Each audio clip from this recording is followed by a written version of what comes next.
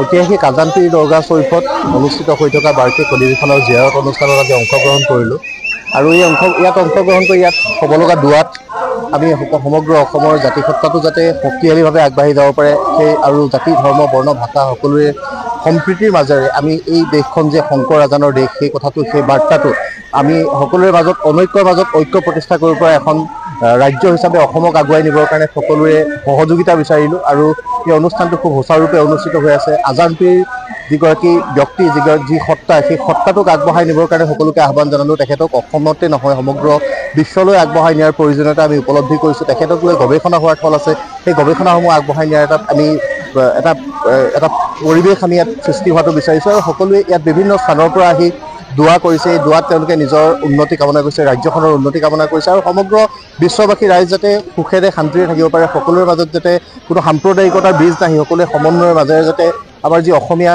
কৃষ্টি সংস্কৃতি সভ্যতা এই সকলোবিলাকক যাতে আমি আগবঢ়াই লৈ যাব পাৰোঁ সেই পৰিকল্পনাৰে ৰাইজ আগুৱাই যাব সেই আশা আজিৰ দিনটোত পুনৰবাৰ তেওঁলোকে মনত পুহি ৰাখি ইয়ালৈ আহিছে। আমি প্ৰত্যেকগৰাকী ইয়াত ভক্তপ্ৰাণ যিসকল গোট খাইছে সকলোৰে আমি সেৱা জনাইছোঁ, সকলোৰে খুব ভাল ধৰণে সকলো যাতে থাকিব পাৰে সেই আশা আমি আজিৰ দিনটোত মনত পোষণ কৰি ৰাখিছোঁ আৰু শিৱসাগৰৰ এই আজানপীৰ দৰগাহখনক যুৱ সাপেক্ষভাৱে ইয়াৰ আন্তঃগাঁথনি উন্নয়ন কৰাৰ প্ৰয়োজনীয়তা আমি উপলব্ধি কৰিছোঁ। ইয়াত সকলোৱে আহি যাতে আজানপীৰৰ সন্দৰ্ভত জানিব পৰাকৈ ইয়াত তেখেতৰ তথ্য সমৃদ্ধ সম্বল আমি ইয়াত যাতে যুগুতাই ৰাখিব পাৰোঁ, কোনোবা গৱেষক ছাত্ৰ ছাত্ৰী আহিলে যাতে ইয়াত তেখেতক লৈ গৱেষণা কৰাৰ সম্বল লাভ কৰিব পাৰে তেনেকুৱা এটা আমি আন্তঃগাঁথনি উন্নয়ন কৰিবৰ কাৰণে চৰকাৰক এই স্থানৰ পৰা দাবী উত্থাপন কৰিছোঁ। আজানপীৰ দৰগাহত প্ৰতি বছৰে ফেব্ৰুৱাৰী মাহত বাৰ্ষিক অধিৱেশন অনুষ্ঠিত কৰি আহিছে, পৰম্পৰাগতভাৱে কৰি আহিছে।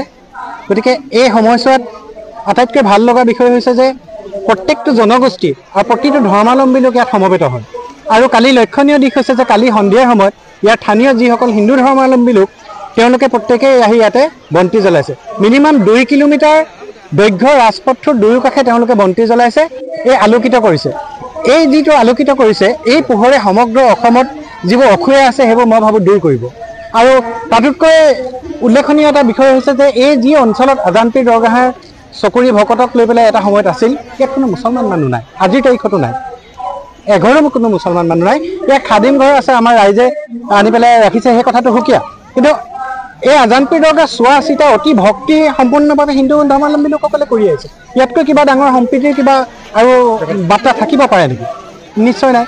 আৰু আজি মই দেখিছোঁ আজি পুৱাৰ ভাগৰ পৰা ইয়াত জনসাধাৰণৰ সোঁত বৈছে, জাতি ধৰ্ম বৰ্ণ নিৰ্বিশেষে প্ৰত্যেকটো জনগোষ্ঠীৰ লোক ইয়ালৈ আহিছে।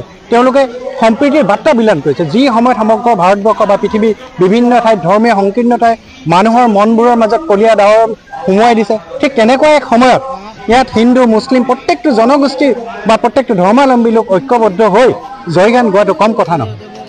আৰু ইয়াতে দুদিনীয়া কাৰ্যসূচীৰে এই অনুষ্ঠান অনুষ্ঠিত কৰিছে। আজি মুকলি সভা হৈছে। ইয়াত 2খনকৈ গ্ৰন্থ উন্মোচন কৰা হৈছে। এখন গ্ৰন্থ যোৱা 34 বছৰ ধৰি প্ৰকাশ কৰি অহা হৈছে হৰাগুৰি আজম নামৰ। সেই আলোচনীখনৰ বিশেষকৈ ময়ে সম্পাদনা কৰিছোঁ আৰু এখন সংকলনৰ ব্যৱস্থা কৰা হৈছে ডক্টৰ লুৎফুন নাহাৰৰ সম্পাদনাত। মই কৈছোঁ যে আমি যিমানবোৰে যি অনুষ্ঠান পাতিছোঁ বা যি নকৰিছোঁ লাগিলে ইয়াত লিখিত ৰূপত এই স্মৃতি গ্ৰন্থ দুখনত ৰৈ যাব।